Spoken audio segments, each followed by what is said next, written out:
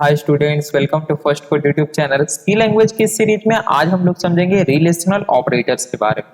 ठीक है स्टूडेंट, हम लोगों ने अभी तक अरिथमेटिक ऑपरेटर्स, उसके बाद हमने देखा असाइनमेंट ऑपरेटर्स और अभी जस्ट पिछले वीडियो में हमने देखा था स्टूडेंट इंक्रीमेंट और डिक्रीमेंट ऑपरेटर्स के बारे में। ठीक है, यदि आपने उन सारे वीडियोज को नहीं देखा है तो आई बटन पे प्लेलिस्ट का लिंक है, वहां से आप देख सकते हैं। तो जो रिलेशनल ऑपरेटर्स होता है स्टूडेंट, आपको जैसा नेम से पता चल रहा होगा है ना, रिलेशन से बना है। रिलेशनल यानी ये क्या करेगा, रिलेशन बताएगा। किसके बीच में रिलेशन बताएगा? तो दो एक्सप्रेशन के बीच में। ठीक है, तो ये क्या बताता है? ये रिलेशन बताता है। ठीक है, रिलेशन बताता, हिंदी में लिख दूं क्या, रहने दीजिए। रिलेशन बताता है किनके बीच में? दो एक्सप्रेशन के बीच। ठीक है, दो एक्सप्रेशन के बीच, दो एक्सप्रेशन के बीच में ये क्या करेगा? रिलेशन बताएगा। ठीक है, अब देखिए रिलेशन का मतलब क्या हुआ कि ग्रेटर देन है या लेस देन है, यानी कि रिलेशनल ऑपरेटर्स कई सारे होते हैं। तो पहले हम उनको देख लेते हैं जिससे हमारा बेसिक आइडिया पहले क्लियर हो जाए, फिर हम लोग देखेंगे कि कैसे कैसे क्वेश्चंस कहां से बन सकते हैं। तो एक तरफ मैं लिख लेता हूं रिलेशनल ऑपरेटर्स और दूसरी तरफ लिख लेता हूं उसका मीनिंग, यानी कि उस पर्टिकुलर रिलेशनल ऑपरेटर्स का मतलब क्या है। ठीक है, तो सबसे पहले हम लोग बात कर लेते हैं स्टूडेंट लेस देन की। ठीक है, तो उसका जो सिंबल है कुछ इस तरह का होता है और ये सभी आप लोग बचपन से पढ़ते हैं। ठीक है, तो इसका मतलब क्या होता है? Less than. देन उसके बाद हम लोग बात कर लेते हैं ग्रेटर देन की। तो ये क्या है? Greater than. ग्रेटर देन ये क्या है? डबल इक्वल्स भी इसको बोलते हैं, लेकिन ये है आपका कंपैरिजन ऑपरेटर। ठीक है, ये क्या है? Comparison operator. ऑपरेटर ठीक है, उसके बाद हम लोग बात कर लेते हैं नोट इक्वल्स की। तो उसको हम लोग लिखते हैं इक्वल्स और कुछ इस प्रकार से नोट। ठीक है, हम लोग इक्वल्स के पहले लगाते हैं, तो ये हो जाएगा not equal. Not equals to. उसके बाद एक हो गया आपका लेस देन इक्वल्स। तो इसे हम लोग बोलते हैं लेस देन, या तो लेस देन हो या इक्वल हो, तो लेस देन और इक्वल्स टू। और एक और आपका बच गया greater than equals. Greater than equals, तो इसका मतलब क्या हो गया कि या तो ग्रेटर देन हो या इक्वल्स हो। ग्रेटर देन और इक्वल्स टू। ये टोटल हमारे पास इतने रिलेशनल ऑपरेटर्स मौजूद है स्टूडेंट। इन सभी का यूज अभी हम लोग करने वाले हैं। फर्स्ट जो है वो है लेस देन, यानी कि ये बताता है कि जो हमारा वैल्यू है राइट हैंड साइड में, सॉरी लेफ्ट हैंड साइड में, वो लेस देन है कि नहीं राइट हैंड साइड में।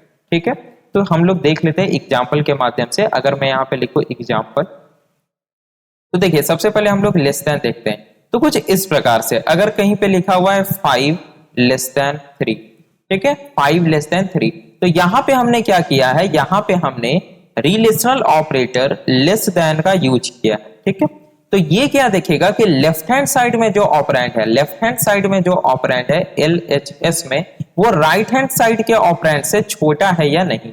ठीक है, तो या तो छोटा होगा या नहीं होगा, यानी या तो हमारा रिलेशन ट्रू आएगा या फॉल्स आएगा, है ना। हमारा जो रिलेशन है ये क्या हो सकता है? हमारा रिलेशन ट्रू हो सकता है या रिलेशन फॉल्स हो सकता है। ठीक है, तो अगर हमारा रिलेशन ट्रू हो जाता है तो जो पूरे रिलेशनल एक्सप्रेशन होगा उसकी वैल्यू हो जाएगी 1। ठीक है, उसकी वैल्यू हो जाएगी 1। और अगर हमारा रिलेशन फॉल्स हो जाता है तो रिलेशनल एक्सप्रेशन की वैल्यू हो जाएगी 0। ठीक है, आपको ध्यान देना है कि अगर नॉन जीरो कुछ भी लिखा हुआ है, ठीक है, तो हमेशा नॉन जीरो को ट्रू कंसीडर किया जाता है और जीरो को फॉल्स कंसीडर किया जाता है सी लैंग्वेज में। ये आपको थोड़ा सा ध्यान में रखकर चलना है ये बात को। ठीक है, चलिए, तो अगर लिखा हुआ है 5 लेस देन 3, इसका मतलब ये क्या हो गया हमारा? ये हो गया आपका रिलेशन, रिलेशन हो गया आपका फॉल्स। तो जैसे ही रिलेशन फॉल्स हो गया तो एक्सप्रेशन की वैल्यू क्या हो जाएगी? एक्सप्रेशन की वैल्यू हो जाएगी 0। ठीक है, तो इसी प्रकार से अगर मान लिया जाए हम यहां पे लिखते 3 लेस देन 5, ठीक है, तो ये क्या है हमारा? ट्रू है, यानी कि ये कंडीशन हमारा ट्रू है, रिलेशन हमारा ट्रू हो गया। तो एक्सप्रेशन की वैल्यू क्या हो जाएगी? एक्सप्रेशन की वैल्यू हो जाएगी 1। ठीक है, आई होप आप लोग बात को समझ रहे होंगे। अब हम लोग बात कर लेते हैं कि रिलेशनल ऑपरेटर का हम लोग यूज कहां पे करते हैं। तो हमेशा ध्यान देना है कि रिलेशनल ऑपरेटर क्या करता है? दो एक्सप्रेशन के बीच में रिलेशन को बताता है, यानी कि हम इसका यूज वेरिएबल के साथ, कांस्टेंट के साथ, ठीक है, या हम किसी एक्सप्रेशन के साथ कर सकते हैं। ठीक है, कैसे कर सकते हैं? देखिए, वेरिएबल के साथ, कांस्टेंट के साथ तो हमने देख लिया, हम लोग चेक कर सकते हैं 5 इज लेस देन 6 और 3 इज ग्रेटर देन 5, कुछ इस प्रकार से। ठीक है, ये हो गया कांस्टेंट के साथ। अगर मैं बात करूं वेरिएबल के साथ, तो मान लिया जाए कहीं लिखा हुआ है a इक्वल्स 5, तो हम यहाँ पे चेक कर सकते हैं कि जो हमारा a है या जो हमारा 5 है वो डबल इक्वल्स a है या नहीं है, कुछ इस प्रकार से, है ना, या जो हमारा a है वो लेस देन 10 है या नहीं, कुछ इस प्रकार से, या आप दो वेरिएबल के साथ भी कर सकते हैं। ठीक उसी प्रकार से अगर मैं बात करूं एक्सप्रेशन की, एक्सप्रेशन के साथ आप कैसे यूज कर सकते हैं? तो एक्सप्रेशन यानी कि आप दो एक्सप्रेशन के साथ में यूज कर रहे हैं। जैसे अगर मान लिया जाए कोई एक्सप्रेशन है हमारे पास 5 इंटू 2 डिवाइडेड बाई 10, है ना, -2, यहां पे आप चेक कर रहे हैं कि ये लेस देन है या नहीं है 5 डिवाइडेड बाई 2 प्लस 2 -2 के। ठीक है, ये अगर आप चेक कर रहे हैं तो यहां पे आप देख सकते हैं कि ये आपका एक एक्सप्रेशन है, एक्सप्रेशन 1, और ये आपका दूसरा एक्सप्रेशन है, एक्सप्रेशन 2। और आपने क्या किया है, यहां पे रिलेशनल ऑपरेटर का यूज किया है। क्या किया है? रिलेशनल ऑपरेटर का यूज किया है। और कौन सा रिलेशनल ऑपरेटर का यूज किया है? तो लेस देन रिलेशनल ऑपरेटर का यूज किया है। ठीक है, तो यहां पे क्या होगा, सबसे पहले एक्सप्रेशन 1 आपका इवेल्युएट होगा, देन एक्सप्रेशन 2 इवेल्युएट होगा, और देन चेक होगा कि जो एक्सप्रेशन 1 का वैल्यू आया है वो लेस देन है या नहीं एक्सप्रेशन 2 के वैल्यू से। अगर ऐसा होता है, अगर ऐसा होता है तो पूरे एक्सप्रेशन की वैल्यू क्या हो जाएगी? पूरे एक्सप्रेशन की वैल्यू हो जाएगी 1। और अगर ऐसा नहीं होता है, यानी कि अगर हमारा रिलेशन फॉल्स हो गया, तो एक्सप्रेशन की वैल्यू हो जाएगी 0। ठीक है, ये आपको ध्यान में रखना है। और इससे ज्यादा आपको इसमें जानने की कोई जरूरत है नहीं रिलेशनल ऑपरेटर में, क्योंकि इसका जो यूज होता है स्टूडेंट, ठीक है, रिलेशनल ऑपरेटर का जो यूज होता है, हम लोग इसका बेसिकली यूज करते हैं कहां पे? इफ एल्स स्टेटमेंट में और लूप्स में। ठीक है, इफ एल्स में, लूप्स में। तो जब मैं आपको इफ एल्स पढ़ाऊंगा यानी कंडीशनल स्टेटमेंट, और जब लूप्स पे हम लोग आएंगे तो काफी बार, यानी कि हम लोग जब जब लूप्स लिखेंगे, जब जब इफ एल्स लिखेंगे, तो लगभग हर बारी हम लोग रिलेशनल ऑपरेटर का यूज करेंगे, तो वहां पे आपको ज्यादा समझ में आएगा। ठीक है, अभी जस्ट मैं आपको, चूंकि ऑपरेटर्स पढ़ रहे हैं हम लोग, तो बेसिक कॉन्सेप्ट मैंने बता दिया।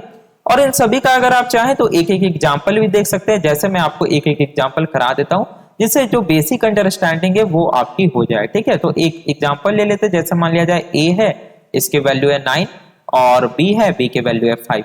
और यहाँ पे मैं लिखते जाता हूं, जैसे मान लिया जाए यहाँ पे कुछ एक्सप्रेशन ले लेते हैं, एक्सप्रेशन, यहाँ पे हम रिलेशन ले लेते हैं कि हमारा रिलेशन क्या आया है, और यहाँ पे ले लेते हैं value of expression, value of expression, जिससे क्या हो, क्लियर हो जाए। आ रही है बात समझ में? जैसे a इक्वल्स 9 और b इक्वल्स 5 लिया है, अगर मान लिया जाए मैंने एक्सप्रेशन लिख दिया a is less than b, तो क्या 9 हमारा 5 से छोटा है? नहीं छोटा है, यानी रिलेशन हमारा क्या आ गया? फॉल्स आ गया। और जैसे रिलेशन फॉल्स आया तो इस पूरे एक्सप्रेशन की वैल्यू क्या हो जाएगी? 0 हो जाएगी। दूसरा ले लेते हैं a is greater than b, तो क्या 9 जो है वो 5 से बड़ा है? बिल्कुल ऑब्वियसली बड़ा है, तो ये रिलेशन हमारा ट्रू आ गया, तो एक्सप्रेशन की वैल्यू हो जाएगी 1। ठीक है, इसी प्रकार से अगर मैं चेक करूं a डबल इक्वल्स b, इसे कंपैरिजन ऑपरेटर बोलते हैं। क्या a और b दोनों आपस में बराबर है? बिल्कुल नहीं, तो ये हो गया फॉल्स, और एक्सप्रेशन की वैल्यू हो गई 0। ठीक है, अगर मैं यहाँ पे चेक करूं a less than equals b, यानी कि क्या जो हमारा a है 9 वो b से छोटा या b के बराबर है क्या? दोनों चेक करना है। पहले चेक करना है कि क्या 9 5 से छोटा है? नहीं। तो क्या 9 5 के बराबर है? वो भी नहीं है। तो यहां पे हमारा हो गया रिलेशन फॉल्स, और वैल्यू हो गई 0। अब हम लोग चेक करेंगे a greater than equals b, क्या जो a है वो b से बड़ा या बराबर है? तो जो 9 है वो 5 से क्या बड़ा है? तो पहला ही कंडीशन हमारा ट्रू हो गया, तो ये हो जाएगा ट्रू। ठीक है, और रिजल्ट क्या, वैल्यू क्या हो जाएगा एक्सप्रेशन का? 0। एक और क्या बच रहा है स्टूडेंट? एक और बच रहा है नोट इक्वल्स। ठीक है, a नोट इक्वल्स b, यानी कि क्या a b के बराबर नहीं है? तो a का वैल्यू है 9, b का वैल्यू है 5, तो ऑब्वियस सी बात है कि ये दोनों आपस में बराबर नहीं है, तो रिलेशन हो गया हमारा ट्रू, है ना, क्योंकि a और b आपस में बराबर नहीं है, बात सही है, तो रिलेशन ट्रू हो गया, तो एक्सप्रेशन की वैल्यू क्या हो जाएगी? 1। बस आपको ये स्टूडेंट थोड़ा सा ध्यान में रखना है। ठीक है, अगर आपको ये समझ में आ गया तो बस आपका रिलेशनल ऑपरेटर एकदम इजी है, क्लियर कट है, कहीं कोई प्रॉब्लम नहीं होने वाली है। जैसे ही हम लोग कंडीशनल ऑपरेटर और लूप्स वाला चैप्टर स्टार्ट करेंगे इसके बाद, वहां पे आपको मैं अच्छे से इसके बारे में समझाऊंगा, ठीक है। और इससे ज्यादा आपको, हाँ देखिए एक और बात है यहाँ पे, देखिए मैं आपको बता देना चाहता हूं कि जो आपका ध्यान देना है थोड़ा सा, हमने पढ़ा था असाइनमेंट ऑपरेटर, याद है आपको? तो जो असाइनमेंट ऑपरेटर है, ठीक है, जो आपका स्टूडेंट असाइनमेंट ऑपरेटर है ये, और जो आपका कंपैरिजन ऑपरेटर, ठीक है, कंपैरिजन ऑपरेटर डबल इक्वल्स, ये दोनों स्टूडेंट अलग अलग है, ये दोनों अलग अलग है। बिगिनर्स इसमें कंफ्यूज हो जाते हैं, वो असाइनमेंट ऑपरेटर की जगह कंपैरिजन ऑपरेटर और कंपैरिजन ऑपरेटर की जगह असाइनमेंट ऑपरेटर का यूज कर देते हैं, जिससे प्रॉब्लम होती है। अगर अगर यहां पे ध्यान देना है, अगर आप कहीं पे लिखते हैं a इक्वल्स b, इसका मतलब क्या है कि भाई क्या करो, b का जो भी वैल्यू है, लेट्स से 10 है, तो उस 10 को a में जाकर के तुम स्टोर करा दो, बस इसका ये मतलब है। परंतु अगर आप कहीं लिखते हैं a डबल इक्वल्स b, तो ये कह रहा है भाई चेक करो कि क्या a का जो वैल्यू है और जो b का वैल्यू है वो दोनों आपस में बराबर हैं कि नहीं है। अगर हैं, यानी कि जो हमारा रिलेशन है वो ट्रू आ गया, तो एक्सप्रेशन की वैल्यू 1 हो जाएगी। और अगर ये हमारा फॉल्स हो जाता है, यानी कि दोनों बराबर नहीं है, तो हमारा रिलेशन हो गया फॉल्स, तो एक्सप्रेशन की वैल्यू हो जाएगी 0। ठीक है, आ गई मेरी बात समझ में?